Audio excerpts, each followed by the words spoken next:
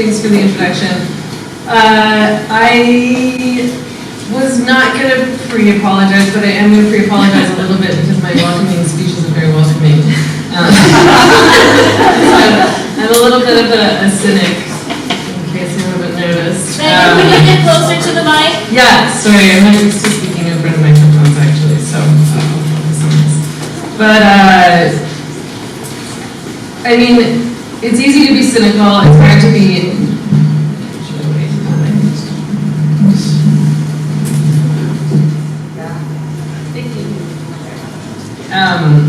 It's hard to stay optimistic in a time like this. It feels like we're under constant attack from every side, from the left, from the right, from the middle, from the sex work lobby, the gender studies brigade, and I'm not going to lie, it feels like we're losing this fight because we are losing, and we need to do something about it.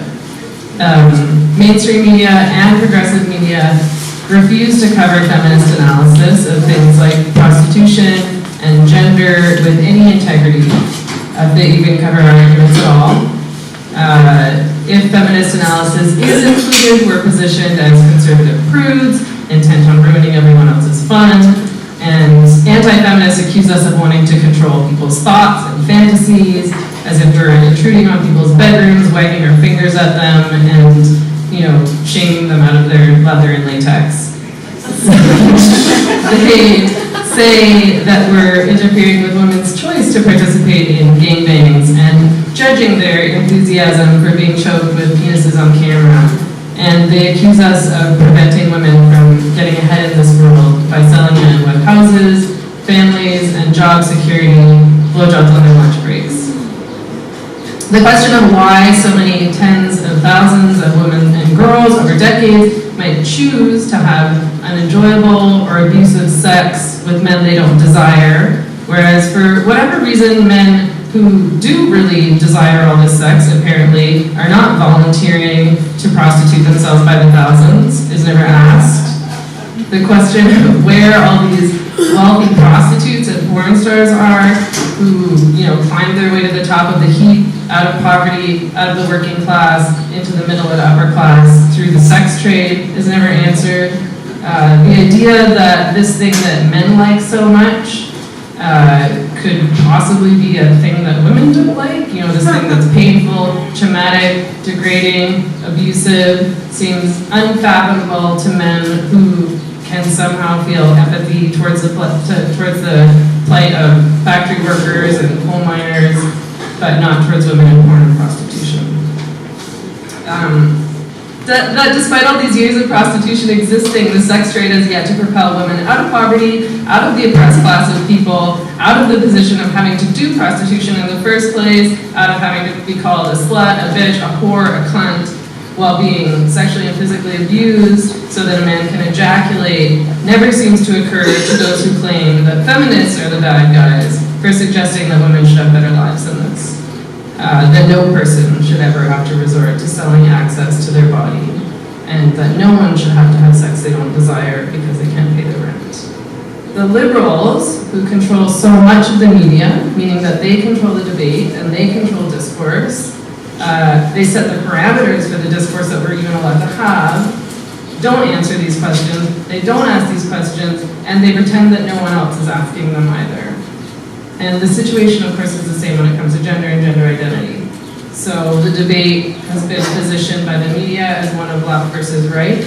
So we have the supposedly progressive position, which says that we must support every individual's sense of self, their professed identity, no matter what, including their chosen pronouns, and that to question a person's identity or sense of self is, even if that sense of self doesn't match material reality, is cruel and hateful and bigoted, and equal to racism and fascism. And then on the other side, of course, we're told is the conservative side, the conservative Christians, the Christian right, who are simply uptight and old-fashioned, who want to ensure gender roles are strictly adhered to, and that no one strays from the status quo. The feminist analysis, which of course says that gender is not innate, and that it's imposed on people based on their sex, and that under patriarchy, it exists to maintain a hierarchy that positions men as dominant and women as subordinate, is completely left out of the discussion. As is the fact, actually, that females are oppressed as a class of people due to their sex. Not their personal identities, not their comfort or discomfort with femininity, not their personalities, not their choice to wear pantyhose. And because of the feminist analysis of gender and our criticisms of the idea of transgenderism is left out of the mainstream conversation entirely, it's very easy to vilify us when we do question liberal discourse on trans rights and gender identity. People often don't understand what it is we oppose and why, so we're lumped in with the religious right, or with people who believe, that men should be men and women have their place. I think that sometimes this is done intentionally. That is to say, I think that some progressive media outlets and reporters would prefer to oversimplify the debate and not allow for rational or reasonable debate because it would challenge their own accepted ideology or position, or because it would get them in trouble just for having spoken to us even. But I think that more often reporters and journalists don't understand feminist analysis of gender, or they don't even realize that it exists. So, of course, because what's more prominent is the liberal and third wave discourse around gender, so they just accept that as the feminist position and go with that, and everybody else is right wing or conservative or progressive or whatever.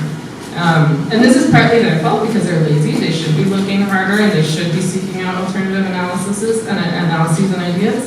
But it's also our fault. And it's our fault because we're not getting our voices out there. And we spend a lot of time talking amongst ourselves online. So much time, I think sometimes we fool ourselves into thinking that more people understand our analysis or know that it exists, and the truth is that they don't. Most people in the general population don't understand what feminism is, they don't understand what patriarchy is, they don't understand how patriarchy works or why it exists.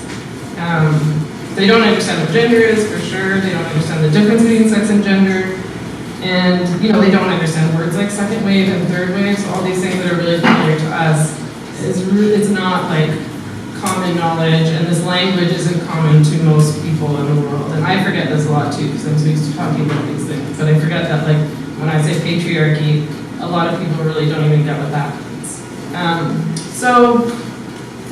I think that instead of strategically working to push our analysis and work into the mainstream, we too often keep it hidden away. And, behind anonymous social media accounts and anonymous blogs and private rooms and private meetings. And when offered media opportunities, too many women refuse because they don't trust the media, which is fair enough, or because they don't agree ideologically or politically with the media outlets that do exist or with the reporters and journalists doing the work. And, there's a big problem with that because journalists and reporters in the media won't interview you if you're anonymous. It delegitimizes the story. So you have to use your own name, you have to use your own face, and the truth is that we're really never going to share politics and ideology with the mainstream media. There's not going to be this perfect opportunity where the mainstream media understands and agrees with radical feminist analysis. So we're going to have to make compromises in that regard, I think. And if we're waiting for those perfect opportunities, they're not going to come. And I think that things are moving forward very quickly with us. So I think it is one thing. I think it's really important to have private strategy meetings. I think it's really important to have consciousness raising groups. I think it's really important to have events like this. I think we do need to talk amongst ourselves and build on our analysis amongst ourselves and build a movement amongst ourselves. But we also need to be getting out of the secret rooms and out of the strategy meetings and be pushing to get our voices and arguments out there. And that means we need to be writing, we need to be contacting media outlets, we need to be organizing events, we need to be publishing open letters, we need to be meeting with politicians, and so on and so forth.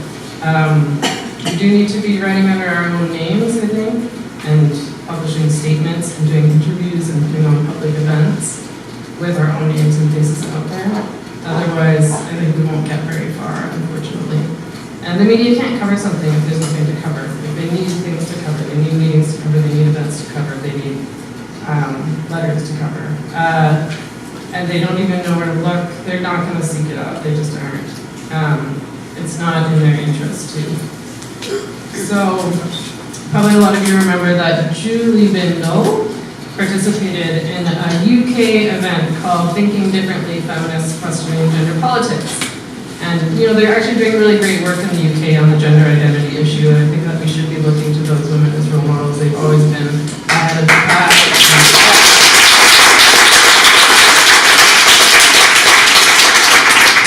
If those women are taking real risks, these aren't, privileged women, they're working class women, and they're putting on events, and they're forming groups, and they're publishing open letters, and they're meeting with politicians.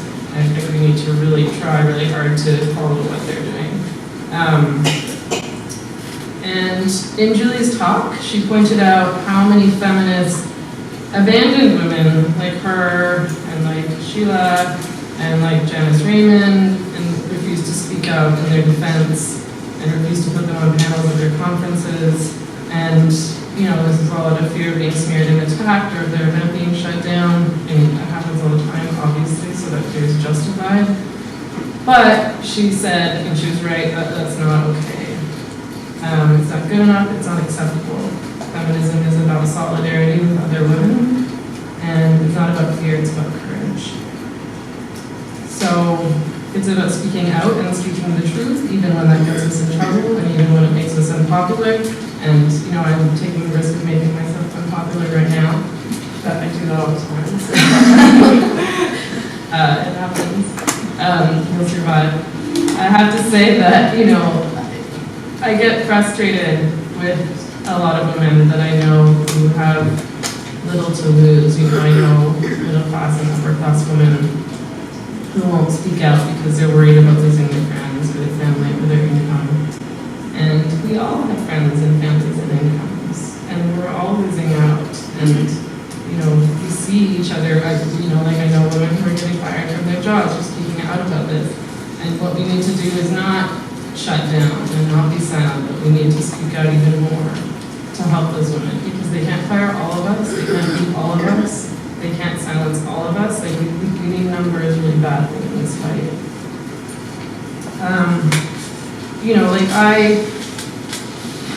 I love what I do, and I'm really grateful to have this platform. This is not a stable job. I'm not making a ton of money. I'm unemployable apart from what I do now. But I do feel like having a voice is a gift, and I know that lots of you feel silenced. And I know that lots of you have a lot of things to say and feel like nobody's listening. But I think we need to try to do better. I think it's not going to do us any good if we stay silent to protect ourselves, if we lose our sex-based rights. If poor women in transition houses and prisons are forced to share showers with dudes. If girls lose their Title IX rights and can't play sports without boys taking over. These are really important wins that the feminist movement worked really hard towards, and we're just going to lose them all. So this movement needs you, and it needs women like you, and they need you to be strong, and they need you to take risks, and they need you to stand up. And while there is lots of responsibility to be placed on the media that knows better, but misrepresents us or ignores us anyway, we also have responsibility, and we're marginalizing ourselves. And we're failing women who feel alone, who feel afraid to speak up because they think that they're the only ones who feel troubled by all this gender identity nonsense, or by the sex trade, or by porn, or by the fact that there was a male dominatrix editing sex work, speaking of the Women's March in Vancouver. Things are so crazy right now, and it's happening so quickly. And by allowing the left and liberals to pretend as though there's only a couple of us crazy transphobes or anti-sex bitches or whatever, rather than thousands of women who believe that sex is a real thing and that men can't become women simply by saying so, we're losing this fight and we're losing our rights. And this is important, and we can't afford to be hiding in fear while we let a few women play the role of bad guy. We really need to stick together in this. So, to follow all that cynicism, I am really glad to be here.